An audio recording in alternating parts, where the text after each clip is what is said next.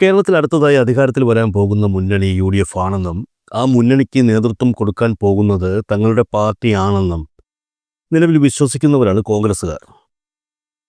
ഇക്കഴിഞ്ഞ തദ്ദേശ സ്വയംഭരണ തെരഞ്ഞെടുപ്പ് റിസൾട്ട് പുറത്തു വന്നതോടെയാണ് ഇത്തരത്തിലുള്ള ഒരു വിശ്വാസം കോൺഗ്രസ്സുകാർക്കിടയിൽ ഉയർന്നു വന്നത്. 2025 തദ്ദേശ സ്വയംഭരണ തെരഞ്ഞെടുപ്പിൽ ആകെയുള്ള 941 പഞ്ചായത്തുകളിൽ 340 എണ്ണത്തിൽ മാത്രമാണ് LDFന് ഭൂരിപക്ഷം നേടാൻ കഴിഞ്ഞത്. അതുപോലെ തന്നെ 152 ബ്ലോക്ക് പഞ്ചായത്തുകളിൽ 63 എണ്ണത്തിലും 14 ജില്ലാ പഞ്ചായത്തുകളിൽ 7 എണ്ണത്തിലും 86 നഗരസഭകളിൽ 28 എണ്ണത്തിലും 6 കോർപ്പറേഷനുകളിൽ 1 എണ്ണത്തിലും LDFന് ഭൂരിപക്ഷം നേടാൻ കഴിഞ്ഞു. സ്വാഭാവികമായും കോൺഗ്രസ്സുകാരുടെയും BJPക്കാരുടെയും അഭിപ്രായത്തിൽ ഇത്തവണത്തെ തദ്ദേശ സ്വയംഭരണ തെരഞ്ഞെടുപ്പിൽ LDFന് വലിയ തോൽവി ഉണ്ടായിരിക്കുകയാണ്. തെരഞ്ഞെടുപ്പ് ഫലം പുറത്തു വന്നതോടെ മാധ്യമങ്ങളും ഈ ഒരു വാദമാണ് ഉയർത്തിക്കൊണ്ടിരിക്കുന്നത്. LDF തകർന്ന് തരിപ്പണമായി. തദ്ദേശ സ്വയംഭരണ തെരഞ്ഞെടുപ്പിൽ UDF മേൽക്കൈ നേടിയിട്ടുണ്ട് എന്നുള്ള കാര്യം ശരിയാണ്. എന്നാൽ LDFനെ സംബന്ധിച്ച് ഇത്തവണത്തെ തെരഞ്ഞെടുപ്പിൽ വലിയ തകർച്ചയാണോ ഉണ്ടായിരിക്കുന്നത്? ആദ്യമേ തന്നെ ചോദിക്കാം, വലിയ തകർച്ചയാണ് LDFന് ഉണ്ടായിരിക്കുന്നത് എന്ന് സ്വാഭാവികമായും തോന്നുന്നതിൻ്റെ കാരണം എന്താണ്? അതിന് കാരണം ഒന്നേയുള്ളൂ. 2020 തദ്ദേശ സ്വയംഭരണ തെരഞ്ഞെടുപ്പ് ഫലവുമായി ബന്ധപ്പെടുത്തിയാണ് 2025 തെരഞ്ഞെടുപ്പ് ഫലം നമ്മൾ നോക്കിക്കാണുന്നത്. അങ്ങനെ നോക്കുമ്പോൾ ഇത്തവണ LDFന് എതിരാളികളുടെ ഭാഷയിൽ പറഞ്ഞാൽ തകർച്ച തന്നെയാണ് സംഭവിച്ചിരിക്കുന്നത്. 2020 കേരള തദ്ദേശ സ്വയംഭരണ തെരഞ്ഞെടുപ്പിൽ ആകെയുള്ള 941 പഞ്ചായത്തുകളിൽ 514 പഞ്ചായത്തുകളിൽ LDF ഭൂരിപക്ഷം നേടിയിരുന്നു. UDFന് 375 പഞ്ചായത്തുകളും BJPക്ക് 23 പഞ്ചായത്തുകളും മറ്റുള്ളവർക്ക് 29 പഞ്ചായത്തുകളും ലഭിച്ചു. ഈ ഒരു കണക്ക് വെച്ച് പരിശോധിക്കുമ്പോൾ 2025 LDF അത്രത്തോളം ഒരു വലിയ മുന്നേറ്റം നടത്തിയില്ല എന്ന് നമുക്ക് മനസ്സിലാകും. എന്നാൽ LDFന്റെ അടിത്തറ നഷ്ടപ്പെട്ടിട്ടില്ല എന്ന കാര്യവും ഇതിനൊപ്പം വ്യക്തമാകുന്ന സംഗതിയാണ്. അതിപ്പോൾ ഒരു വാദത്തിനു വേണ്ടി പറയുന്നതാണ് എന്നും LDF തോറ്റതിൻ്റെ സങ്കടം കഴിഞ്ഞില്ലേ എന്നുമൊക്കെ പല UDFക്കാരും ഈ വീഡിയോയ്ക്ക് താഴെ വന്ന് ചോദിക്കും.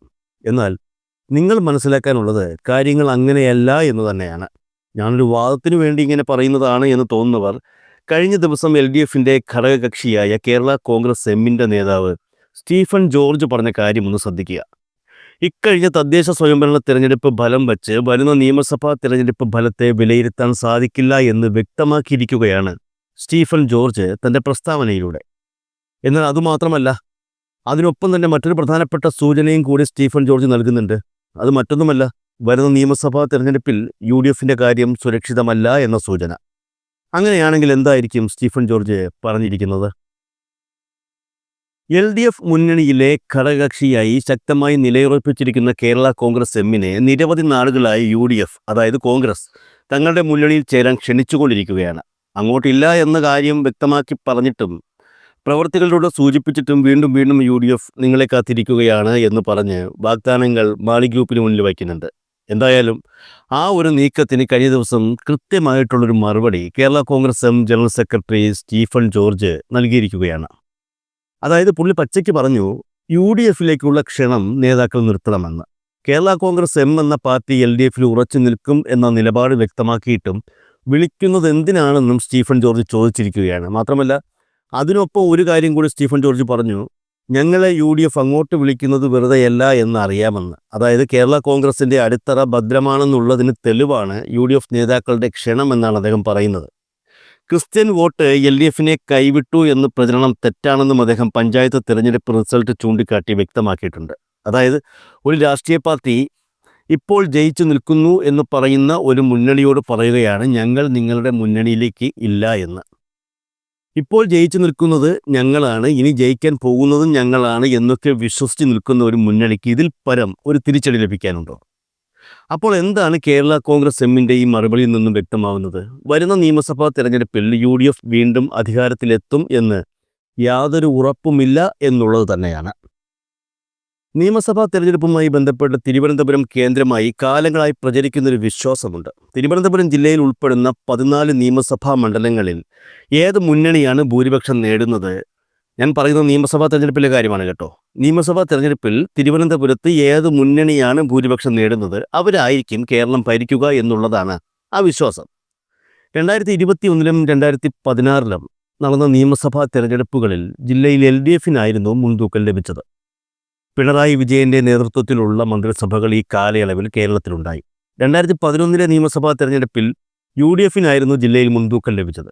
ആ സമയത്ത് ഉമ്മൻചാണ്ടി മന്ത്രിസഭ അധികാരത്തിലെത്തി. 2006ലും 2001ലും ഇതുതന്നെയാണ് നടന്നത്. 2006-ൽ VS അച്യുതാനന്ദൻ മന്ത്രിസഭ അധികാരത്തിലെത്തിയപ്പോൾ 2001-ൽ AK ആന്റണിയുടെ നേതൃത്വത്തിലുള്ള UDF മന്ത്രിസഭ അധികാരത്തിൽ വന്നു. അങ്ങനെ കാലങ്ങളായി നടന്നുവരുന്ന ഈ പ്രക്രിയ ഇത്തവണയും ആവർത്തിക്കുമോ എന്നുള്ളതാണ് ചോദ്യം. അതായത് നിയമസഭാ തെരഞ്ഞെടുപ്പിൽ തിരുവനന്തപുരം ജില്ലയിൽ ഏത് മുന്നണിയാണ് ഭൂരിപക്ഷം നേടുന്നത്, ആ മുന്നണി കേരളം ഭരിക്കുമോ എന്നുള്ളത്.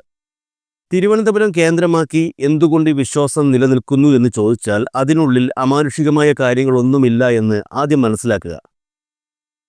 കേരളത്തിൻ്റെ പൊതുവായിട്ടുള്ള രാഷ്ട്രീയ ട്രെൻഡ് തിരുവനന്തപുരം ജില്ലയിൽ ലഭിക്കും എന്നുള്ളത് കൊണ്ടാണ് എല്ലാ തവണയും ഈ ഒരു വിശ്വാസം കറക്റ്റായി വരുന്നത്. അതൊരു വിശ്വാസമോ അന്ധവിശ്വാസമോ ആയി കണക്ക് കൂട്ടേണ്ട ആവശ്യമില്ല എന്നുള്ളത് മറ്റൊരു കാര്യം. അപ്പോൾ സ്വാഭാവികമായും മറ്റൊരു ചോദ്യം ഉയരും. തിരുവനന്തപുരം ജില്ലയിലാകെ 14 നിയമസഭാ മണ്ഡലങ്ങളാണ് ഉള്ളത്.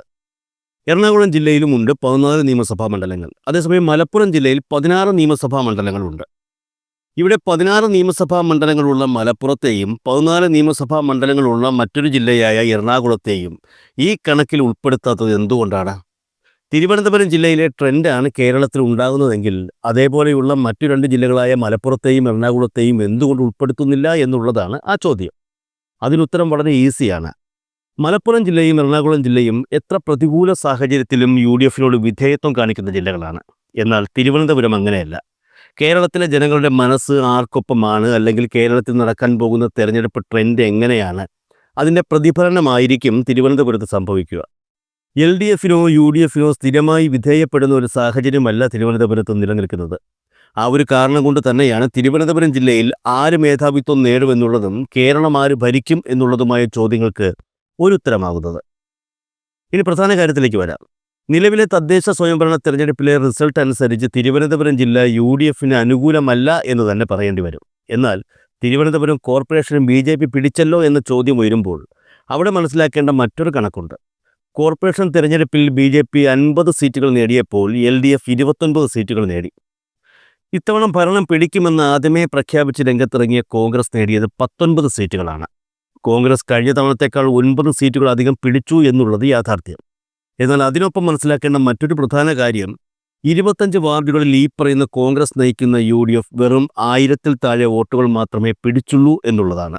BJP വിജയിക്കുകയും LDF 2ാം സ്ഥാനത്തെത്തുകയും ചെയ്ത കോർപ്പറേഷൻ്റെ 25 വാർഡുകളിൽ കോൺഗ്രസിന് ലഭിച്ചത് 1000-ൽ താഴെ വോട്ടുകൾ മാത്രം. ഉദാഹരണത്തിന് ആറ്റിപ്പുഴ വാർഡിൽ BJP 1736 വോട്ടുകൾ നേടിയപ്പോൾ LDF 1409 വോട്ടുകൾ നേടി. UDF നേടിയത് വെറും 370 വോട്ടുകൾ മാത്രം. അതുപോലെ ഫോർട്ട് വാർഡിൽ വെറും 225 വോട്ടാണ് UDF നേടിയത്. BJP വിജയിച്ചു. കുഴിവിള വാർഡിൽ 542 വോട്ടും വല്യവിള വാർഡിൽ 574 വോട്ടും കരമന വാർഡിൽ 582 വോട്ടും നെടുങ്കാട് വാർഡിൽ 395 വോട്ടും കരിമം വാർഡിൽ 525 വോട്ടും. പട്ടിക ഇങ്ങനെ നീളുകയാണ്. അങ്ങനെ 25 വാർഡുകളിൽ UDF നേടിയത് 1000-ൽ താഴെ വോട്ടുകൾ മാത്രം. ഈ വാർഡുകളിലെല്ലാം LDFും BJPയും ശക്തമായ മത്സരം കാഴ്ചവെച്ച വാർഡുകളാണ്. പക്ഷേ ഇവിടെയെല്ലാം BJP വിജയിച്ചു. കോൺഗ്രസിൻ്റെ വോട്ടുകൾ കുത്തനെ കുറയുകയും BJP വിജയം നേടുകയും ചെയ്തപ്പോൾ തിരുവനന്തപുരം കോർപ്പറേഷനിലെ കണക്കുകൾ മൊത്തം തെറ്റുകയായിരുന്നു. അതായത് ഈ കണക്കും വച്ചുകൊണ്ടാണ് വരുന്ന നിയമസഭാ തെരഞ്ഞെടുപ്പിൽ തിരുവനന്തപുരത്ത് UDF മത്സരിക്കാൻ ഇറങ്ങുന്നത്. എന്തായാലും കേരള കോൺഗ്രസ് നേതാവ് സ്റ്റീഫൻ ജോർജ് തങ്ങളെ UDFിലേക്ക് ക്ഷണിക്കരുത് എന്ന് UDFനോട് ആവശ്യപ്പെട്ടത് വെറുതെയല്ല എന്ന് ഇതിൽ നിന്നൊക്കെ നമുക്ക് ഊഹിക്കാം. അധികാരമുള്ളിടത്ത് തുടരുക അല്ലെങ്കിൽ കയറിപ്പറ്റുക എന്ന കേരള കോൺഗ്രസ്സുകാരുടെ സ്വതസിദ്ധമായ ശൈലി വച്ച് വരുന്ന നിയമസഭാ തെരഞ്ഞെടുപ്പുമായി ബന്ധപ്പെട്ട് വലിയൊരു സൂചന തന്നെയാണ് കേരള കോൺഗ്രസ് എം നൽകുന്നത്. LDF മുന്നണി സുരക്ഷിതമാണെന്ന് കേരള കോൺഗ്രസ് എം പറയുമ്പോൾ അതിനർത്ഥം വരുന്ന നിയമസഭാ തെരഞ്ഞെടുപ്പിൽ അവർക്ക് പ്രതീക്ഷയുണ്ട് എന്ന് തന്നെയാണ്. തദ്ദേശ ഫലം വന്ന ആ ദിവസം കാണിച്ച സന്തോഷവും ഉന്മേഷവും ഒന്നും ഇപ്പോൾ UDFക്കാർക്ക് ഇല്ലാത്തതും UDF തരംഗമെന്നും LDF ഒലിച്ചുപോയേ എന്നുമൊക്കെ പറഞ്ഞവർ കൃത്യമായ കണക്കുകൾ വന്നപ്പോൾ മിണ്ടാത്തതും വെറുതെയല്ല എന്ന് മനസ്സിലായില്ലേ? ഇക്കൂട്ടത്തിൽ ഒരു ചെറിയ കണക്ക് കൂടിയുണ്ട്.